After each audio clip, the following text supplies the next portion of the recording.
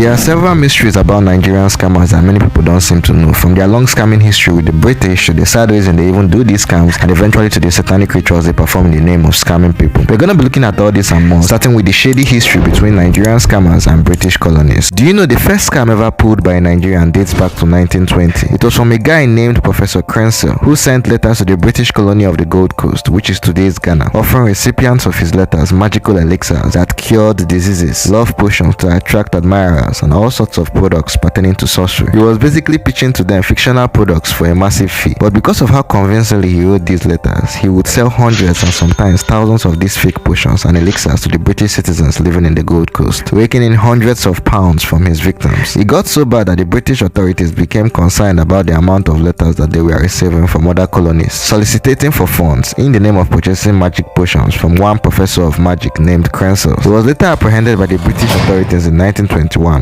and charged with the criminal code 419 under the British government. That's where they got the word 419 that they have been calling you for stealing meat. After Professor Crenshaw was apprehended, there was no way for the authorities to find out exactly how many people were affected by his scams, but it was obvious that these scams went on even in Professor Crenshaw's absence, and by 1947 the authorities discovered over 9,570 fraudulent letters that were also selling these fake magical elixirs to other British colonies. They recovered over 1,205 pounds in fraudulent funds and returned them to the victims. This just showed that Crenshaw's legacy was carried on by other later scammers even after his arrest. Thereafter, in the mid-1940s, another financial scam started making the headlines. It was known as the Impersonation scam, carried out by mostly Nigerians in the diaspora. These people would pose as US banking agents and sell to gullible Americans boxes filled with plain paper notes, promising them that with the addition of a special chemical, the fake paper notes would transform into real dollar bills. Just like that. You've got to admit it was a nice speech, and not surprisingly, they bought it. Several Nigerians in the mid-40s used this scam as their day-to-day job, sometimes adopting multiple identities to convince non-suspecting Americans to send them money for stupid reasons. And I know what you're thinking, like, how can people fall for this kind of stuff? But remember, it was the 1940s. Stuff was crazy back then. Fun fact is that in 1947, the authorities apprehended one of these impersonators, and it turned out to be a 14-year-old Nigerian student from Lagos, posing as one Prince Morrison from Nigeria. The boy was able to convince over 50 victims to send him money from the US, telling his victims that he was a rich Nigerian prince who needed some money to get back home, and when he does, he would reimburse them handsomely. When the police caught the boy, he coined the scam that he was pulling as advance fee fraud. Sounds familiar, right? From hereafter, in the early 50s, Nigerian scams were apprehended on a large scale, and the whole concept was almost eradicated. It will only rear its ugly head again in the 1990s. Why is that?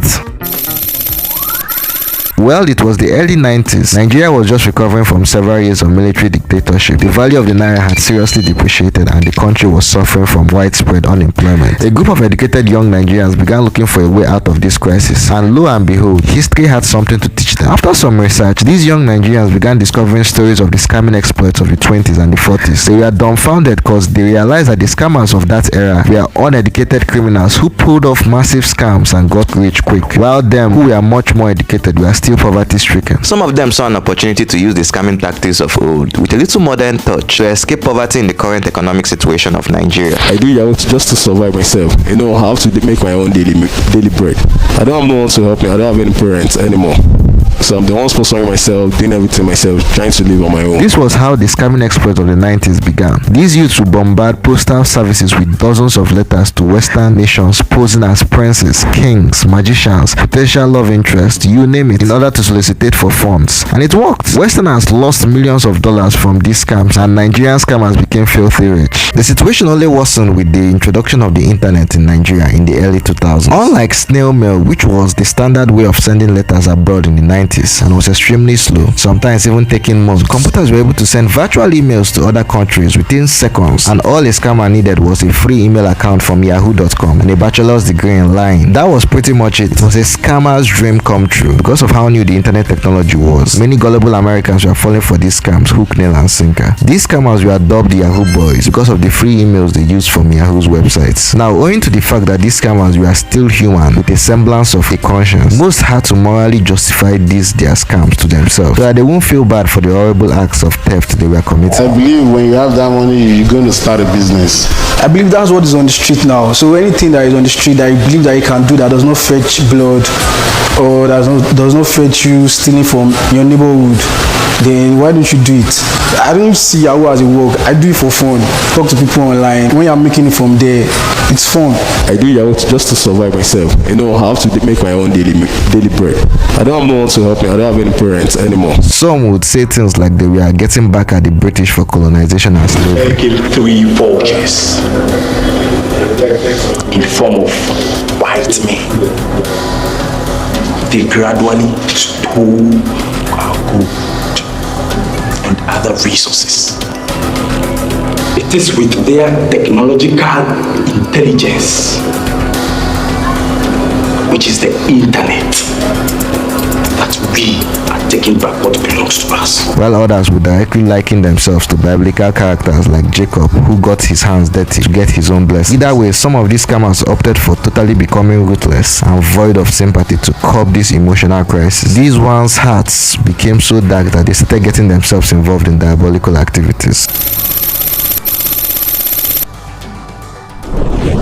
By the late 2000s, it started becoming apparent to many scammers that scamming isn't a safe and assured business anymore. The law enforcement in Nigeria began to become more responsive in identifying and arresting these scammers. Many victims abroad were being sensitized against their scams, and too many people had joined the scamming game, making it more and more competitive. Some scammers, in order to meet up with all these limitations, began pulling off scams that were demanding unbelievable amounts of money from actual poor victims abroad, totally destroying the lives of these victims by eroding their life savings, while others started to up their ante by fortifying their scams with supernatural powers. This would lead scammers to what is known as herbalist or babalawo camps in Nigeria. They would go there to bargain with the gods on sacrifices they would need to offer to enhance their scamming abilities. This will lead some of them to performing rituals like eating raw human feces, sleeping with mad women, using female underwear for sacrifices, and a whole lot of other abominable acts. Look, my own is whether these rituals were working or not. One thing was for sure, the money was showing, and these scammers were not afraid to flaunt it. It seemed that these spiritually enhanced scammers we are getting tremendous feedback from their scams, so much so that they began spraying money recklessly in their communities, on the road, and in public gatherings. Musicians were singing about them. They were flaunting on social media. If you watched my last video, you would know what I'm talking about. All this publicity started attracting other young Nigerians who were also struggling financially to also join them. It wasn't a surprise. I mean, the economic situation of the country only got worse and worse since the 90s. So these young aspirants would be recruited by other well-established scammers, and the business just kept expanding. Soon enough, law enforcement all over the world started labeling all Nigerians as scammers because of how frequently scammers from Nigeria were identified, even though it was just a minority of the population that engaged in such. There's this guy I watch on YouTube, Pleasant Green, and what he has basically done is turn exposing Nigerian scammers into a full-time career. Hey everyone, today I want to take you to some dark places in the Nigerian scam world and tell you about how I got one scammer to pay back one of his victims. I send him a trackable link and I snag his IP address, and he's coming from the great land of... Has this guy scammed anyone? I said, no, you're in Lagos, Nigeria. So a couple weeks ago, a scammer from Nigeria tried to get me to send him my camera by making me think that he'd pay me for it. Instead, I paid a company to send him a box of horse poop. You can't make this shit up. And trust me, there are more people like him on YouTube who basically use the atrocities of these Nigerian scammers for entertainment value and views, in turn damaging the reputation of Nigeria by extension. You can argue the point that these channels are raising awareness for the victims of these scams, which is good and fine. But what of the innocent Nigerians who are victims of the negative press these minority scammers arouse? In April of 2022, a popular Nigerian YouTuber, Tayo Ayina, uploaded a video of how he got denied entry into Dubai because he was a Nigerian and in the authorities' eyes, a potential scammer. Do you know that if you are a Nigerian male between the age of 20 to 35 and you apply for a Dubai visa, you probably will be denied, and it's all because of this claim? Explaining that Dubai was restricting entry to a lot of male Nigerians because of the scammer gang clash among some minority Nigerians in Dubai. As I speak to you now, all Nigerians are banned from Dubai. Another scenario online that demonstrated just how much Nigeria's reputation had been destroyed by this scammer was on the Joe Rogan podcast when he interviewed Israel Adesanya on why Nigeria had so many scammers. What is it about Nigerians that why are Nigerians so clever? All these internet scams, like when you hear about internet scams, it's Nigerians, right? Nigerians come to America. They're one of the most successful groups of immigrants in all the fucking countries, 100 plus whatever countries.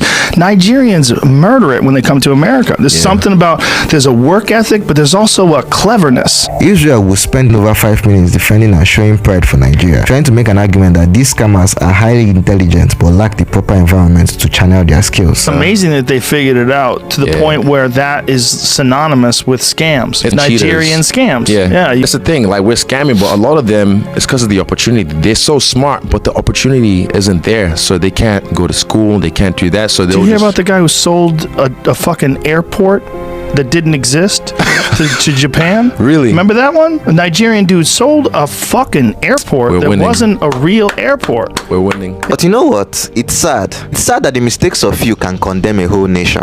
Every day we hear story after story of Nigerians who were denied entry to other countries or who got harassed just because they were carrying a Nigerian passport. The funny thing is that it's not only outsiders that stereotype and harass young Nigerians for being scammers. Nigerians themselves do the same to each other. In 2020, a movement was led by the youths of Nigeria against an arm of Nigerian law enforcement named SARS, who misused their powers to harass and extort all young Nigerians who they presumed to be scammers, with little to no due diligence, which led to the death of many innocent Nigerians in the process, both before, during, and after the protests. What many people don't know is that there are many young Nigerians out there making stupid money without breaking a single law. Fortunately, Afrobeat has begun making the world realize this, and honestly, it's about time. One thing people shouldn't forget is that not all Nigerians are scammers, and not all scammers are Nigerians. Okay, halele, ma dey go lectures, abeg, school no be scam.